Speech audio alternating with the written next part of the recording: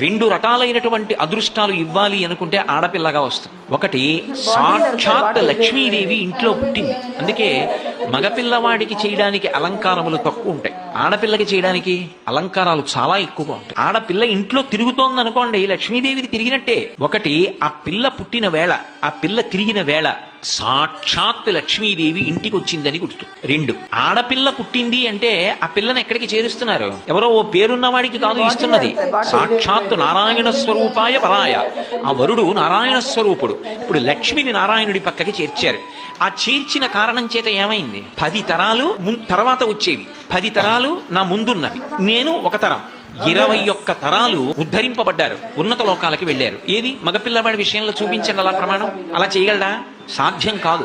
అమ్మవారు అనుగ్రహిస్తే ఆ తల్లి వీళ్ళని నేను విశేషమైనటువంటి ఫలితము చేత సత్కరించాలనుకుంటున్నాను అనుకుంటే ఆడపిల్లగా వస్తుంది.